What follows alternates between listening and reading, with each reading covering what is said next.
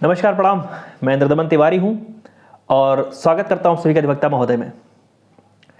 अपना दूसरा संस्करण मैंने शुरू किया है। इस सत्र का ये मुझे लगता है दूसरा तीसरा वीडियो होगा और पुराने वीडियोस में मैंने बात करी इस बार इंटर्नशिप को लेकर के, चूँकि मुझे जो सबसे ज़्यादा सवाल मिलते हैं आजकल वो इंटर्नशिप को लेकर के मिलते हैं। दूसरे नंबर पे जो नए छात्र हैं LLB 3 इयर्स कोर्स में, जिनके यहाँ पे शुरुआत के पहले साल से ही प्योर लॉ के सब्जेक्ट आ जाते हैं और किताबों को लेकर के मन में बड़ा संशय रहता है कि कौन से राइटर की किताब लेनी ठीक है, कौन सी नहीं। तो पिछले वीडियो में मैंने राइटर को लेकर के भी काफ़ी कुछ स्पष्ट कहने की, बताने की आपकी मदद करी। आज के अपने इस वीडियो में बात करने वाला हूं जो मैं फिर से कहूँगा कि नए छात्रों के साथ एक वो समस्या है, या मैं कहूँ कि एक मिथ है। जो पुराने लोग हैं उनको भी अभी तक उस चीज़ को लेकर के बहुत स्पष्टवादिता से वो कह नहीं पाते हैं कि उन्होंने क्या किया था। और वो सवाल है कि एग्ज़ाम में कॉपी में कितना लिखना है। कितना लिखना है से मेरा मतलब है कि कितने पेज लिखना है। एक सवाल, चूँकि जो आपका पैटर्न है बहुत सारा बीच में अखबारों में छपता रहता है, तो उसमें भ्रमित होने की ज़रूरत नहीं है। जो LLB का जो विधि संकाय का जो पैटर्न है वो भी जो पिछले वर्ष की तरह था वैसा ही रहा है अभी तक, जब मैं आपको ये वीडियो बना रहा हूँ उस समय तक, कि 10 बड़े सवाल आएंगे और उस 10 बड़े सवालों में से आपको 5 सवालों को चुनना होता है, 5 सवालों का आपको जवाब देना होता है।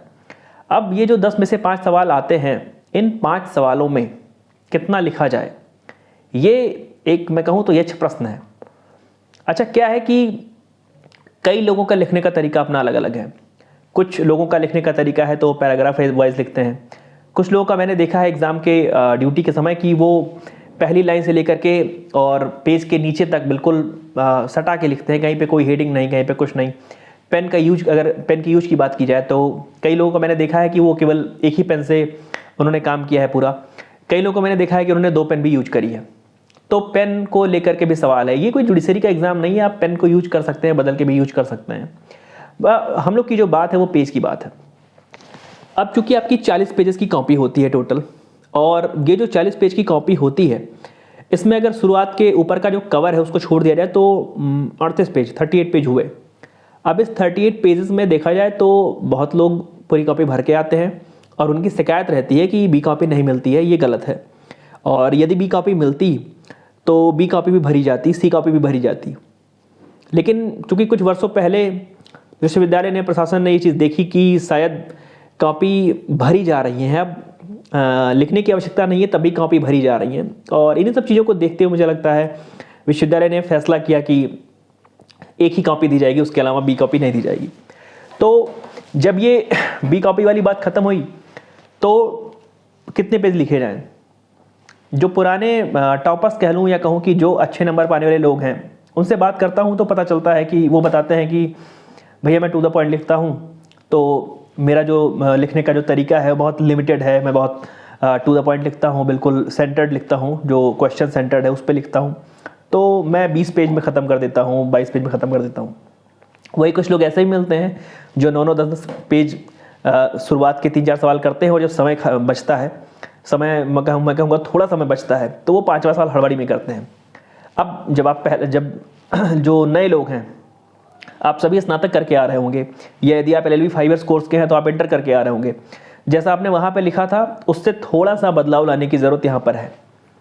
बदलाव क्या लाना है? आपके पास हैं 38 पेजेस, 38 पेज हैं, 5 सवाल हैं। मैं ये मानता हूँ कि जो मॉडल आंसर है वो, अगर वो सवाल कई सारे टुकड़ों में नहीं बटा हुआ है, जैसे एक सवाल है कि कॉन्ट्रैक्ट को परिभाषित कीजिए और उसी में लिखा हुआ है कि कॉन्ट्रैक्ट के एलिमेंट बताइए, और उसी में लिखा हुआ है कि ऑफर और जनरल ऑफर के बीच में अंतर करिए। अब ये एक सवाल के 3 टुकड़े हो गए। अगर CRPC की बात करूं तो अगर मान लीजिए सवाल आया है कि अरेस्ट क्या है, अरेस्ट, उसी में लिखा हुआ है कि अरेस्ट विदाउट वारंट क्या है, उसी में लिखा हुआ है कि अरेस्ट बाई मजिस्ट्रेट कब हो सकता है, तो ये एक सवाल के 3 टुकड़े हो गए। लेकिन यदि यही सवाल आया होता कि अरेस्ट क्या है, या केवल यही आया होता कि अरेस्ट विदाउट वारंट क्या है, तो सवाल का जो पूछे जाने का तरीका है, आपका जवाब उसके अनुरूप होना चाहिए, उसके अनुसार होना चाहिए।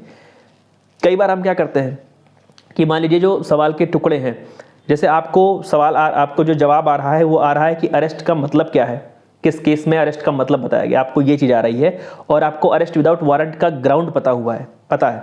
लेकिन आपको ये नहीं पता है कि अरेस्ट बाय मजिस्ट्रेट किन दशाओं में हो सकता है, या अरेस्ट बाय प्राइवेट पर्सन यदि पूछा गया है तो वो किन दशाओं में हो सकता है। अब आपने देखा है कि सवाल के 3 टुकड़े हैं और सवाल आपका है 14 नंबर का या 15 नंबर का, जितना भी है, तो आप ये मान के चलिए कि वो सवाल चूंकि 3 टुकड़ों में है, इसलिए उन 3 टुकड़ों पर आपको समान मात्रा में लिखना पड़ेगा। आपके मन में ये चीज आ जानी चाहिए कि चूंकि 15 नंबर का सवाल है या 14 नंबर का सवाल है और 3 टुकड़ों में है, इसका मतलब कि 3 टुकड़ों में जब मैं उसको लिखूंगा, कायदे से लिखूंगा, तो मुझे 15 या 14 में से नंबर मिलेंगे, मतलब 5 के पोर्शन में वो सवाल है। तो अगर यदि ऐसा सवाल आया है तो इसमें मैं नहीं कहूंगा कि आपका जो मॉडल आंसर है वो 3 से 4 पेज में खत्म हो जाएगा, क्योंकि आप कम से कम तीनों टॉपिक पर कम से कम 1.5 पेज तो लिखते हैं, या मैं कहूंगा 2 पेज तो लिखते हैं। तो वो सवाल तो 6 पेज में चला गया, उस सवाल का जवाब 6 पेज में चला गया। लेकिन जब आपसे एक सामान्य सवाल पूछा जाए, यदि आपसे केवल पूछा जाए कि अरेस्ट विदाउट वारंट के ग्राउंड बताइए, तो अरेस्ट विदाउट वारंट के ग्राउंड लिखते समय आपको arrest by magistrate, arrest by private person के ग्राउंड लिखने की जरूरत नहीं है। वो अनर्गल चीजें लिखना, वो अपना दिखाना कि मुझे ये भी चीज जानकार पता है, ये भी चीज पता है। अब जैसे सवाल आया कि कंसोलिडेशन ऑफ होल्डिंग, चकबंदी के विषय में आया कि जोतों के चकबंदी के विषय में आप क्या जानते हैं, तो वहां पे आपको प्रयास करना है कि चूंकि किसी एक खास चीज को नहीं पूछा गया है कि स्टेटमेंट ऑफ प्रिंसिपल साहब से पूछ लिए गए हैं, या पूछा गया है कि कैसे चकों का जो डिमार्केशन है कैसे होगा, कौन करेगा, या अथॉरिटीज के बारे में नहीं पूछा गया है, तो आप उसमें प्रयास करिए कि संक्षिप्ततम जितना लिख सकिए उतना लिखिए, और प्रयास करिए कि चकबंदी को एज अ होल आप उसमें डील कर सकिए। लेकिन अब आपको उसी चकबंदी में कोई एक खास चीज आ रही है, आपको स्टेटमेंट ऑफ प्रिंसिपल कहाँ बनता है वो आपको अच्छे से पता है, अब आप उसी स्टेटमेंट ऑफ प्रिंसिपल पे ही 5-7 पेज लिखे जा रहे हैं। चूंकि आपके पास शुरुआत में समय होता है और शुरुआत में समय कब बीतता है तो पता नहीं चलता है, तो प्रयास ये करिए कि पहले तो जो सामान्य से सवाल है, सामान्य सवाल का मतलब कि जिस सवाल में केवल एक सवाल है, वो टुकड़ों में नहीं है, उसको प्रयास करिए कि 3, 3.5, 4 पेज तक खत्म कर दीजिए। उसके ऊपर मुझे नहीं लगता, जैसे कॉन्ट्रैक्ट जैसा विषय है जो कोडिफाइड विषय है, जिसमें आपको केवल धाराओं से या केस लॉ से चीज़ों को संतुष्ट करना है, इलस्ट्रेशन से चीज़ों को संतुष्ट करना है, उसमें अपना दर्शन, उसमें अपना फिलोसफी, उसमें अपना समाजशास्त्र लिखने की कोई ज़रूरत नहीं है। या पॉलिटिकल साइंस जैसे विषय हैं, सोशियोलॉजी जैसे विषय हैं, जहाँ पर प्रकाश डालिए, वर्णन करिए, वहाँ पर आपके पास स्कोप होता है कि आप ज़्यादा लिख सकिए, लंबा लिख सकिए। लेकिन जब आपका कॉन्ट्रैक्ट जैसा विषय है, आपका स्पेसिफिक रिलीफ जैसा विषय है, सेल ऑफ गुड्स जैसा विषय है, पार्टनरशिप एक्ट जैसा विषय है, तो उसमें प्रयास करिए कि टू द पॉइंट लिखिए। अब जैसे बैंकिंग लॉ हुआ, कॉम्पिटिशन लॉ हुआ, या कंसोलिडेशन ऑफ होल्डिंग हुआ, पंचायती राज एक्ट हुआ, तो इसमें आपके पास बहुत ज़्यादा कहानी लिखने की आवश्यकता नहीं है। प्रयास करिए कि अगर एक मात्र सवाल पूछा गया है, वो टुकड़ों में नहीं बटा हुआ है, तो 3 से 4 पेज में खत्म कर दीजिए। लेकिन यदि वो सवाल टुकड़ों में बटा हुआ है, इसका मतलब कि आपको नंबर भी टुकड़ों में मिलने वाले हैं। अगर 15 अंक का सवाल है, 14 अंक का सवाल है, उसमें 3 चीज़ें पूछी गई हैं, तो जब आप तीनों थोड़ा लिखेंगे, थोड़ा का मतलब कि अगर आपने शुरुआत वाले पोर्शन को 1 पेज में डील किया है, तो प्रयास करिए कि दूसरे और तीसरे पोर्शन को भी 1-1 पेज में डील करिए।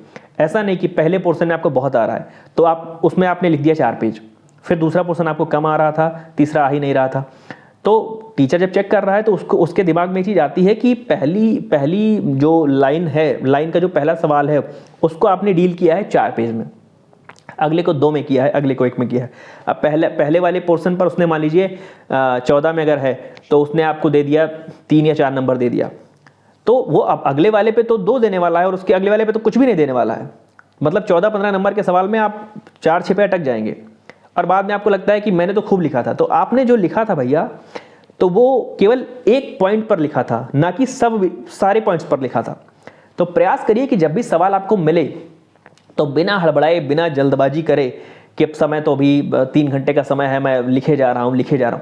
अच्छा, एक बहुत बड़ी ये समस्या होती है, कॉपी जब छीननी पड़ती है, समस्या क्या होती है कि शुरुआत में आपको लगता है कि बहुत सारा समय है और आप उस समय का, मैं कहूँगा, सदुपयोग, मैं सबके लिए नहीं कह रहा हूँ, कुछ लोगों के लिए कह रहा हूँ, तो थोड़ा सा दुरुपयोग कर देते हैं। आप पहले पेज पे बहुत अच्छी राइटिंग बनाते हैं, दूसरे पेज पे उससे थोड़ी कम, और वो अंत तक जाते जाते वो मतलब ऐसा होता है कि वो आपको लगता है कि आपने लिख दिया है, आपको लगता है कि आपने बढ़िया लिखा है, आपको लगता है कि आपने अटेम्प्ट कर दिया है। लेकिन चेक करने वाला जब चेक करता है तो उसका नंबर देने का जो वरीयता है, मैं कहूँ कि वो घटते हुए क्रम में हो जाता है। शुरुआत के पेज की राइटिंग देख करके उसके बाद के पेज की राइटिंग को ऑब्जर्व करते करते पीछे वो बिल्कुल अपठनीय हो जाता है, बिल्कुल वो दिखता नहीं है। तो प्रयास करिए कि जैसी राइटिंग आपकी पहले पेज पर है उसको कंटिन्यू करिए कि वो लास्ट पेज तक वैसी जाए। और अगर आपकी राइटिंग बहुत अच्छी भी है तो प्रयास करिए कि पहले पेज में बहुत ज़्यादा अच्छी राइटिंग लिख करके, अगर आपको लगता हो कि शुरुआत में ही टीचर देख करके वो नंबर दे देगा, तो ऐसा नहीं है, वो टीचर अंतिम तक पढ़ेगा। तो जिन लोगों की बहुत अच्छी राइटिंग है प्रयास करें कि वो पूरे में वैसे करें, और जो लोग केवल 1-2 पेज ही अच्छा लिख सकते हैं, मतलब कुछ लोगों की होती है राइटिंग, मेरी भी राइटिंग बहुत ख़राब है तो मैं प्रयास करता हूँ कि जब लिखूँ तो थोड़ा अच्छा लिखने का प्रयास करूँ, लेकिन बहुत देर तक मुझसे भी नहीं हो पाता है। तो थोड़ा सा लिखने का अभ्यास करिए, क्योंकि आप में से बहुत लोग होंगे जो शायद MCQ पैटर्न पे पास होकर के आए होंगे अपने ग्रेजुएशन में, या हो सकता है कहीं प्रमोट होकर के आए हों, बीच में 1-2 साल का गैप रहा हो, कोविड वाले बैच के हों। तो 3 घंटे का अपना जो लिखने का वो है, आपकी कॉपी में आपको लिखना है कम से कम 30 पेजेज, 30 के आसपास पेजेज आपको भरने हैं। तो अभी से उसका प्रयास करिए, अभी से उसका अभ्यास करिए कि कैसे आप अपने सवालों को लिखेंगे। कंटेंट भी लिखना है आपको, और मैं कहूँगा कंटेंट भरे हुए पेजेस में लिखना है। कंटेंट आपको जो अपना लिखना है वो भरे भरे पेजेस में लिखना है। ऐसा भी नहीं है कि बिल्कुल आपने 1-2 पेज में टू द पॉइंट के चक्कर में बिल्कुल सीमित कर दिया अपने आंसर को, बिल्कुल आप चिन्हित करके चले आए, पॉइंट्स में लिख करके चले आए, उसको डिस्क्राइब नहीं किया आपने, उसको डिटेल में नहीं लिखा। तो ऐसा करने से बचिए, और बहुत ज़्यादा लफाजी करने से, बहुत अनर्गल लिखने का भी कोई मतलब नहीं है, बहुत विस्तार मत दीजिए। संक्षिप्त लिखिए, प्रिसाइज लिखिए, लेकिन बेहतर लिखने का प्रयास करिए। प्रयास करिए कि बैरेट के सेक्शंस को ज़्यादा से ज़्यादा कोट कर सकें, ज़्यादा से ज़्यादा केस लॉ कोट कर सकें, ज़्यादा से ज़्यादा इलस्ट्रेशंस कोट कर सकें। तो और उसके बाद जो बचेगा तो उसमें आप अपने अनुसार आपको क्या लगता है ये सब लिखिएगा। सवाल का जो जवाब है वो शुरुआत जब करिए तो जो अथॉरिटी है उनसे करिए। अथॉरिटी का मतलब कि अगर आप जूरिस्प्रूडेंस लिख रहे हैं, जूरिस्प्रूडेंस का कोई जवाब दे रहे हैं, तो सामन डास्टिन से शुरुआत करिए। आप ये मत लिखिए कि मेरे अनुसार या मुझे ऐसा लगता है, मेरे मत से ऐसा होना चाहिए, मैं ऐसा कह रहा हूँ, वो लिखने से बचिए। तो मैं कहूँगा लिखने का अभ्यास अभी से शुरू करिए। आपके एग्ज़ाम्स जो हैं, मैं बार बार कहता आ रहा हूँ कि जनवरी 20 के बाद प्रपोज्ड हैं, और मुझे जहाँ तक उम्मीद है फरवरी तक शुरू होंगे आपके एग्ज़ाम्स। तो एग्ज़ाम्स को लेकर के बहुत अभी से चिंतित होने की ज़रूरत नहीं है। थोड़ा थोड़ा लिखते रहिए, अभ्यास करते रहिए, तो बाद में दिक्कत नहीं होगी। नहीं तो बाद में हाथ दर्द होना, और लोग बताते हैं, मैं एग्ज़ाम में देखता हूँ कि यहाँ पे दर्द होने लगता है, बताते हैं। तो उन सब चीज़ों से अगर बचना है तो थोड़ा थोड़ा लिखने का प्रयास करिए, और ढेर सारी शुभकामनाएं आप सभी के साथ। अब लगातार आपसे बातचीत होती रहेगी। आप अपने सवाल, अपने सुझाव, समीक्षा या कोई भी शिकायत हो कमेंट बॉक्स में आके लिखिए, ताकि मैं नए वीडियो में ये देख सकूं कि आपके किस सवाल का जवाब देना है। तो जल्दी एक नई वीडियो के साथ उपस्थित हो जाऊंगा, तब तक जुड़े रहिए मेरे साथ, अधिवक्ता महोदय के साथ। धन्यवाद, सादर प्रणाम।